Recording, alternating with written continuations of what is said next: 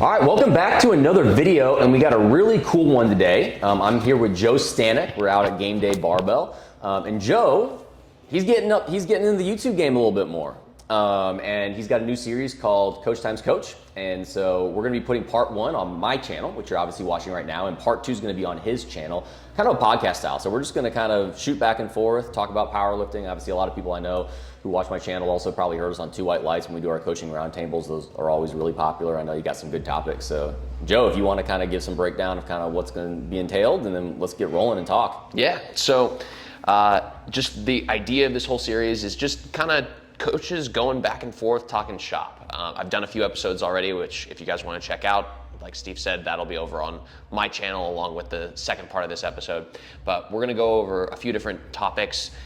One, just breaking down the way that Steve looks at movement, me talking about a little bit on my thoughts on that. We're going to talk about peaking and just the modern understanding of it, that I think a lot of it comes from stuff that I've seen from Steve and other top coaches. So we'll kind of discuss that as well.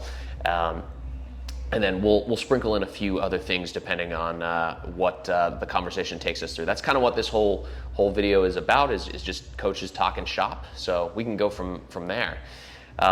So Steve, first of all, thanks for joining me today. Yes, sir. It's always fun to have you. I think this is your second time in Austin in general. Definitely second time here at Gameday. Yep. And I'm really always excited to pick your brain. And I think you just think about a lot of things when it comes to powerlifting in ways that I don't know. I don't see any other person thinking about in general.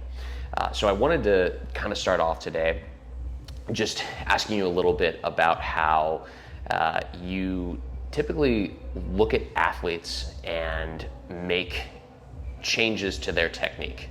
I've seen you put out a lot of very unique thoughts in terms of, just the way that an athlete might emphasize one thing versus another. You'll look at, I know, their feet, their hands a little bit more. So just kind of start me off. When you have an athlete that's having some technique issues, where do you start looking? Okay, so hopefully I won't get too long-winded here, and I can formulate this in a concise manner. Because this is actually something I've been really trying to work on, and it's actually 2023 was my goal to create a better system of movement with how I coach technique, because I feel like last year, probably even more so the year before, I almost got too far down the technique rabbit hole, where it's almost like you know so much that you can't simplify it for your athlete, and you start being too complex where you over cue, you tell them things that they just can't process. And I started noticing, even though I knew more about technique and biomechanics, I was worse at coaching it, because I was trying to relay the information I had learned to my athletes, and they're just dumbfounded, not knowing what I'm saying. And so really towards the end of last year going into this year, I've really tried to figure out, okay, how can I simplify this? How can I take all this knowledge, almost too much at times, and be able to dumb it down where I can create a very simple system of movement? And that's something I'm actually going to make a video eventually on Powerlifting Now about, is actual system of movement, like how I coach technique and how I look at movement in general, biomechanics. But one of the biggest things that kind of helped start this is the video I did on defining what is good technique that I did with Brad Couillard. And the foundations of that, and I think anyone needs other foundations, is it needs to fit within powerlifting rules. You got to be able to perform the movements to competition standard. Outside of that, numero uno is managing center of mass. And I don't know if I want to take credit for it, but I feel like ever since we've done that video, people have been more on top of realizing that center of mass is kind of I've heard more people saying that center of mass is the meta of what is technique. Everything boils down to managing our center of mass within gravity. I don't think anyone can argue that not managing your center of mass is good technique. If you're falling over, that's not good. We have to be able to manage and basically create efficient movement, so we're not fighting versus multiple forces and transverse planes. We're just trying to fight against gravity going straight up and down. And then the last one usually kind of boils down to center of mass too, is just how we are able to basically stack joints and do things to increase force production, which that's a bit more individual and nuanced, and that's where coaches have differing views of how they're going to coach technique and whatnot. But what I've kind of tried to do is simplify it, and this is, I don't have a perfect system yet, but one of the biggest things that I've simplified it to is understanding that a lot of what we do boils down to our contact points. When we're squatting, we have contact points with our feet to the ground and contact points with our hands and our back to the bar. a lot of what happens with both of those dictates so much of what goes on with the rest of the body. If our foot position's off, whether it's with angles or center of mass between toe and heel, that's going to change what our pelvis is going to do, which is going to change what our rib cage is going to do. And then same thing with like the upper back rack position is something I've been trying to really figure out with low bar, based on the extension demands and shoulder demands and all the things that happen with that low bar position. That's going to change our shoulder position versus our rib cage versus what our pelvis does. And everything kind of goes in line because we see these issues a lot of times with technique and we say, oh, we need to fix this. And we try to, and it doesn't work because that's not the root cause. We have to understand what the root cause is. And so a lot of what I'm trying to figure out is, okay, how can I create a system that helps me find that root cause faster? And a lot of it I've found comes down to contact points. On bench press, the feet and the grip. Leg drive dictates so much of what goes on going up the chain. I just made a story post recently about, now so many people everyone's asymmetric on their foot position on bench press. I caveat that because some people saw when I made the story that they thought, oh, all feet should be even. But if your feet are very uneven and it's changing the lateral forces, that might be changing your rib cage position, which if you change the reference of your rib cage, that changes the IR versus ER of your shoulder, which then changes, and then you say, oh, I need to fix my shoulder position. Well, no, you need to change your foot position. Versus the same thing, maybe you have a grip change where one hand is less IR'd and more straight wrist extension. That's changing the shoulder position, which changes the rib cage position. There's so many things there that kind of go down the chain that I'm trying to kind of create a system of movement. That's how I've kind of simplified it. Is let's try and figure out how we can be able to simplify this for the athlete to look at very simple things. To not create too much complexity for them. I'm going to create complexity in my mind, but I want to create simplicity in their mind. Yeah, and I think, I mean, the best coaches are the people that can take those complex topics and make them simpler for the athlete to understand, which I think it's a great way to conceptualize that. I know in my own practice, I think I've started to go down that whole of like understanding, oh, that's where all of this comes from, and obviously you're way ahead of me on that. But something that really stuck out to me recently, obviously we go back and forth about Angelo's bench all the time because it's Angelo. The moment that I got him to actually just make sure he had a reasonable position with his hand on the barbell, on that hand that always trails behind. Yep. That's when his bench started becoming more consistent. And it got me thinking, I wonder how many other problems in some of my athletes' bench presses literally just come down to where that barbell is just sitting in their hand compared to where it ought to be. And yeah, now that you're saying that out loud, I almost am sort of connecting the dots in real life. It's just like, oh yeah, I could definitely see. Just another example is Brandon Dudley, because he's out there training right now. Like he has problems in his bench press when things get heavier. He'll kind of flare out a little bit more on one side.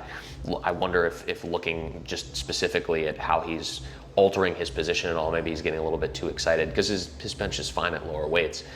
I almost wonder if maybe he's getting a little bit too excited and setting that side incorrectly, something like that. Also on the foot position thing, I think it's kind of funny because as I recall, I think I responded to that story of yours. You thought it was a joke. I thought you were joking for a second there. But yeah, again, just kind of saying that it totally makes sense that would alter the ribcage position. Do you think then, as a follow-up question to this, do you think then that there's ever going to be a situation where, say someone like a Sean, who I know sometimes will like have, an uneven ribcage position. Do you think that there's a situation where you would then say, okay, this individual is already, fantastic at what they do, and it's not 100% necessary for me to alter that? Like, do you think it's going to come down to, okay, this is an ideal that I think everybody could probably shoot for, and therefore it might be better? Like, where does your mind go when it comes to correcting those little technique things with the contact points when somebody's already ridiculously strong? Yeah, that comes back to managing center of mass and force production. Does it mess with either of those? And like when you mentioned Angelo, yeah, we're talking about hand position, he needs to fix that, but it really just came down to center of mass. The bar was too far back in the center of mass, so he was having to be able to create stability through the shoulder and that rotational force because that bar wasn't stacking over that joint well and able to basically, since that passive stability of that or the bone contact versus the muscular stability of it. But yeah, I mean, if everyone's going to have technique deviations. Some are going to be more than others to where like people are going to look at it and be like, oh, their technique looks terrible. Yet at the same time, they're managing their center of mass, and in what they do, it's maximizing their force production. So that's a tough one to be able to teach like a newer coach or even an athlete to be able to understand like what's okay and what's not. I think that kind of just comes from a coaching eye experience to an extent. Like you start to understand kind of what's limiting them versus what's actually just kind of their general mechanics and what they're going to bias to based off of their structure. Because barring we can do a full X-ray body scan, we can't see how their hip joints are structured. We can't see how their shoulder joints are structured. We're not symmetrical. We are not at all. And so trying to create symmetry with everyone usually isn't going to be the fix. It's more about like, let's dumb it down to manage your center of mass. And usually if you're managing your center of mass, you're going to maximize your force production. And so, and that goes back to like those contact points. One of the best ways to manage your center of mass is your feet on the squat, your hands on the bench press, your feet on the deadlift. That's the main contact point where that center of mass is being able to be managed and your best context with it. That's one of the reasons I really like barefoot squatting or barefoot deadlifting because it helps for better context. One of the things too I didn't touch on, but I mean, going with all of these, I'm really big on using movement constraints, which is the video I just did on powerlifting now, is like, okay, like instead of cueing, like we're talking about this, but instead of even cueing or telling the athlete they've got an issue with foot pressure or whatnot, let's give them some type of movement constraint or some type of variation that forces them to do what I want to. So we've got an athlete who struggles with leg drive on bench press and they struggle with the management of center of mass in their hand. If you give them a tempo bench press, one, they're likely going to increase their leg drive because just from the tempo and the descent speed, they're going to get punished if they don't. It's just a natural reaction to want to increase their leg drive. And then two, if that bar is sitting too far back in their palm or too far forward in their palm, when they're doing a tempo, it's not going to feel good. It's going to feel bad. You'll usually find a lot of times with the people that have bad center of mass, they're going to want to, I don't want to say they're always wanting to increase the descent speed, but in some way that descent is going to feel uncomfortable to them and they're going to start to have to compensate because they're not managing that center of mass correctly. So those tempos usually are really good at being able to kind of constrain them and let them feel that and then let them self-align things a little bit more. Yeah. And I think that whole video was fantastic, but I think the way that people select variations in general in training, like that, to me that's almost intuitive, but I think a lot of people don't realize that when we are selecting variations for our athletes, it's not just based on, maybe making the variation a little bit more self-limiting or something like that. Like it's always done with a purpose. Mm-hmm. And usually, like to me, if I'm putting a variation in an athlete's program, it has to be something like that where we're troubleshooting some kind of technique thing. Because let's face it, like we can only say the same thing so many ways, right? And if that's not clicking for an athlete, then the only other way to teach that, and honestly probably the better way to teach that, is just by making them feel it out, right? Yeah. So sort of transitioning actually, because I know that's something else that we wanted to talk about. So troubleshooting for athletes is something that I think a lot of people that want to be coaches or people that are self-coached struggle with. Obviously it's a major part of both of our jobs. So maybe outside of the parameters of technique, maybe even just, programming wise, how do you approach troubleshooting when, let's say, something that's been working for an athlete really well, they've had a consistent few blocks or training cycles or whatever, all of a sudden doesn't work? Where are you going, and what ultimately are you looking for as far as benchmarks to say like, okay, this might work, that sort of deal? So it's cliche, but I feel like the first thing that always needs to look at is what's going on outside of training. That's the single biggest reason most people tend to have large fluctuations in their strength, is for the reasons of changes in outside stressors, changes in jobs, relationships, food intake, all that kind of stuff. That's cliche to say, but so often it boils down to that. And I think the athlete doesn't even realize sometimes. Sometimes they don't even realize that there's been a change, and then they'll kind of think about it like, oh, you know what? About 3 months ago, my hours shifted at work, and I didn't even realize that I'm now training an hour later, and I'm tired, and whatever it may be. If it's not that though, if we're looking at someone who's done really successful with a very similar thing for a very long time. I mean, I have an example right now just that's fresh in my mind is I have an athlete that training's been going really, really well. We're doing the same things. It's almost gone too well though, and I think that's the issue. He had a really bad deadlift day the other day, and his back is just incredibly sore. But we're doing nothing different that we've done in the last year that's worked incredibly well, except if I'm looking at his total workload, it's gone up significantly because his strength has gone up significantly. We haven't changed the sets, we haven't changed the structure of anything really, but he's had probably like a 5 to 10% bump on all the weights he's using, which is then gonna give a bump in volume.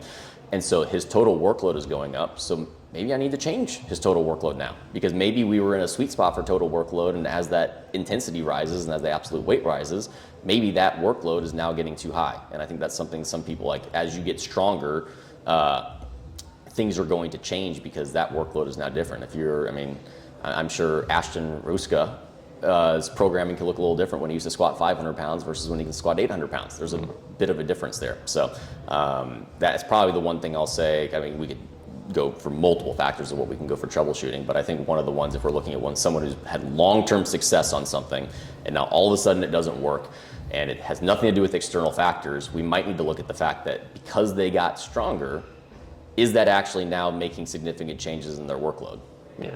Yeah, it's so funny, Steve. That's exactly where my brain goes every single time too. Maybe we're just in a little bit of an echo chamber here at the moment, but that's exactly the way I think about it too.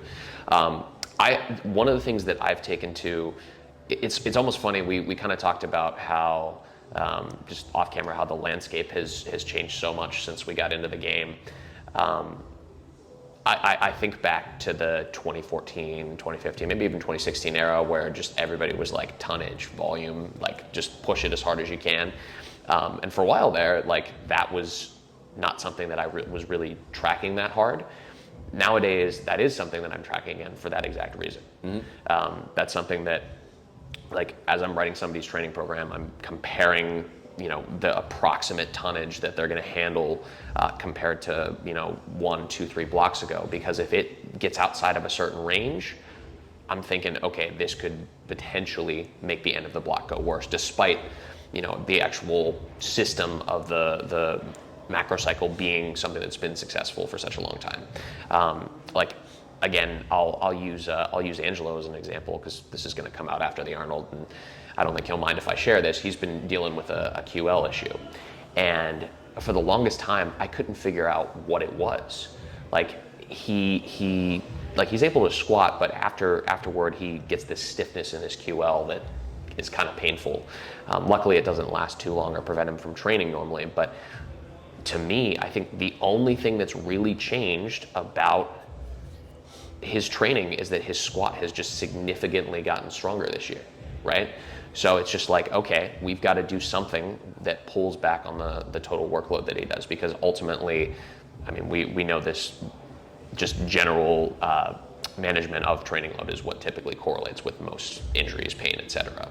So, like, I think it's so funny that that's exactly where your brain goes. Now, my follow-up question, because I think this is where, because I would say a lot of well-informed coaches would agree with that statement.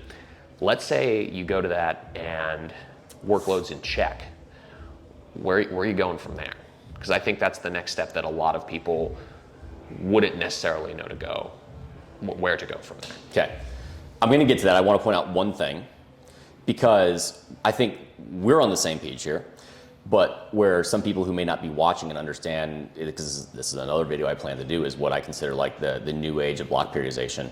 I'll use the extreme, like Marcellus Williams. When you see his clients, they do their triples, doubles, singles, or they're doing the same reps on their back offs all 3 blocks.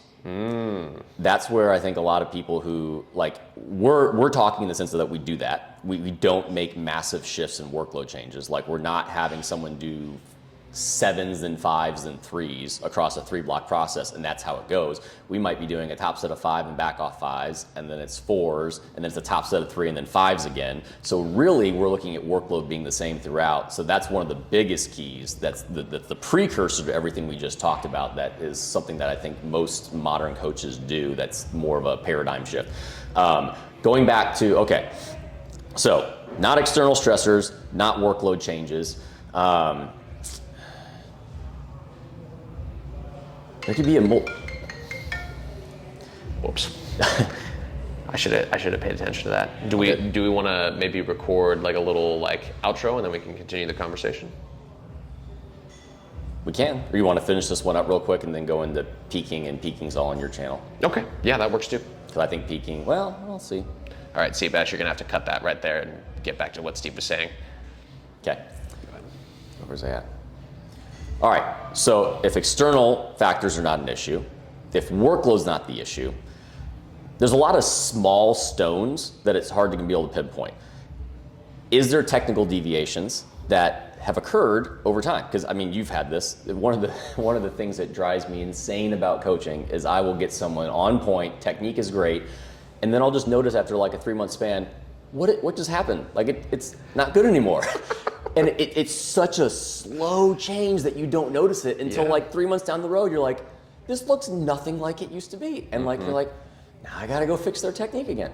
That happens so often. And so sometimes that will be kind of like the thing that I'll realize is like, I won't see it because, I mean, when it's kind of like someone who loses weight and they look in the mirror every single day. Yep. It doesn't look any different versus someone who saw them 3 months ago and then saw them now. Because we see our athletes lifts every single day, it's really hard to see that regression, but then it'll just kind of hit us 3 months down the road. And I think very often that can be something where we kind of need to stop and be like, okay, something's going off. I need to actually try and like look back at their technique because it's just a slight deviation in center mass or slight change, or maybe they didn't tell you their shoulder's been hurting, so they started trying to do this, or they changed their, like how many times athletes will change something they won't tell you and you'll find out. That's definitely a big one. I mean, it's not an external factor, but a body weight fluctuation, diet, like are they dieting versus gaining weight, and that can change leverages and how then that's going to go back to technique, or it's going to change workload capacity if they're dieting versus gaining weight. And then to an extent, I mean, training age over time is going, I mean, this is going to be a very elongated process, but if someone's going from their 20s to their 30s to their 40s, there's probably going to be a workload change there. Oh, don't tell me that, Steve. I'm getting old. So, I mean, my masters lifters in their 40s are doing less on average than my lifters who are in their 20s. But yeah, I could probably get really long-winded and try and do a lot, but I think one of the ones that is underrated is how many times we see lifters go through technical regression and we don't realize it until multiple months down the road when it's very obvious because it's such a slow, minute change over time. Yeah, well, that makes me glad too, because sometimes I think I'm the only one that's like, wait a second, where did this technique go? What happened? Oh, there is no.